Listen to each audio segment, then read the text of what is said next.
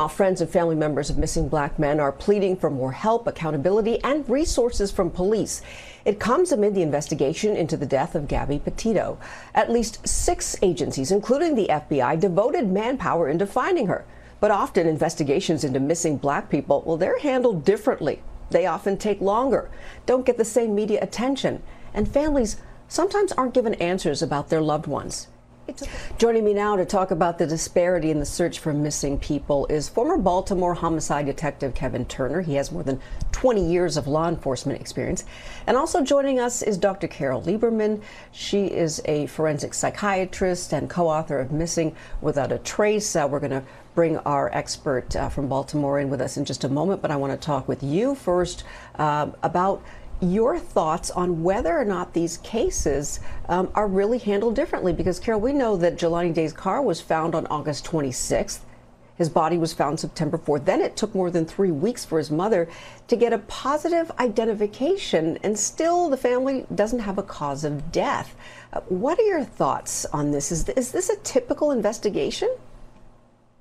Well, it is pretty outrageous that they wouldn't let his mother look at his body. That seems very unusual, and of course cruel. His mother has been really suffering all of this time. Jelani. They first tried to say that Jelani. They thought he committed suicide, which is not believable at all. Because for a couple of reasons. First of all, he was in his first year of graduate school. He was thrilled to have gotten into graduate school on his way to becoming a doctor. Second of all, he was a match for his father who had cancer. He was a bone marrow match, and he was looking forward to doing that. Either one of these things would be enough to explain why he wouldn't have committed suicide. Now, there is one clue that doesn't portend well. I mean, does kind of make it seem like there was definitely foul play. And that would not definitely, I mean, I can't say definitely, but certainly suspicious. The last picture of him was in front of a marijuana dispensary. So it seems like possibly there was someone who was connected to that who might have, for some reason, wanted to kill him. But he really did not seem like he was the type, and certainly listening to his mother, I heard her interview on your channel from a couple of days ago, I guess, where she explains the whole story, and he's not someone who is has friends who are criminals. So this was handled so poorly from the beginning. And yes, when you compare it to how Gabby Petito's missing case was handled, I mean, of course, there's reason to be appalled.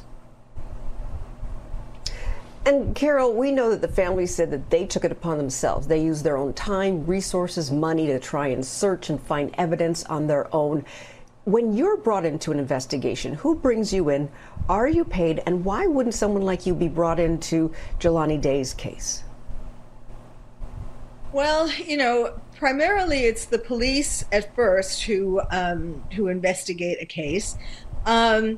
I am usually brought in privately by a family to analyze information that there is, to analyze whatever evidence is found, to analyze, like what I was just saying, for example, about why he would not have been, that would not be someone who would have committed suicide, and so to try to talk to the police about that, you're barking up the wrong tree, that kind of thing, usually privately by the family, and usually it could be by a private investigator that the family hired, or by a lawyer that the family hired. That's how they would typically get to me. But will the FBI or the police or whoever that is, will they take that information and use it? Because this family is saying that they have tried, they have brought forth information, they have brought forth what they believe is evidence, but they seem to be hitting a brick wall. Yes, it is very, very strange that the clothes that he was wearing were found in the car. His wallet was found. Now, I don't know whether there was any money taken from it or credit cards, but Yes, I think what Jelani's mother is doing now is the best thing, and that is going to the media. And that's the same actually with Gabby Petito. We wouldn't have heard about her as much either if she hadn't gone to the media, if she hadn't gone to social media. I think Jelani's mother, I don't know if she's been doing that yet, but obviously that's a big, people these days, especially because there are not as many police as there should be.